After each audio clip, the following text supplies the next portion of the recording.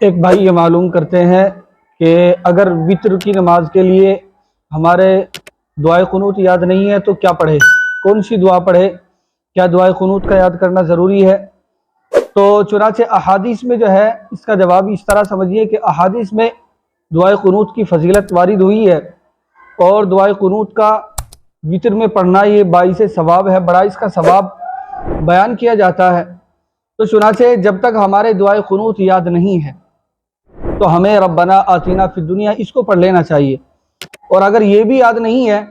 تو 3 مرتبہ اللہم اغفر لی،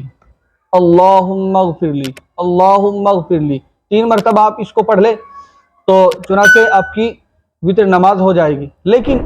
کاہلی اور سستی کی وجہ سے ہمیں اس دعا کو نہیں چھوڑنا چاہیے،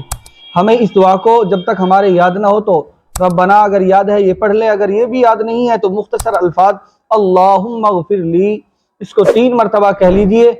تب بھی جو ہے کافی ہو جائے گا۔ لیکن کاہلی اور سستی نہیں کرنی چاہیے، اس لیے کہ اس دعا کا ذکر احادیث میں تاکید کے ساتھ آیا ہے اور اس کے پڑھنے کا بڑا ثواب بھی ہے۔ تو دعائے قنوت یاد کرے، اور اگر یاد نہیں ہے جب تک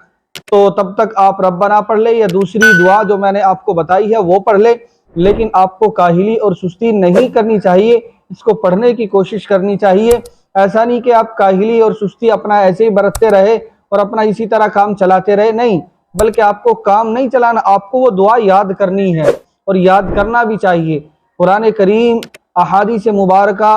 اور یہ جو چیزیں نماز میں پڑھی جاتی ہے ان کا ہمارے لیے یاد کرنا، یاد رکھنا بے حد ضروری ہے۔ مجھے امید ہے کہ یہ مسئلہ آپ کی سمجھ میں آ گیا ہوگا۔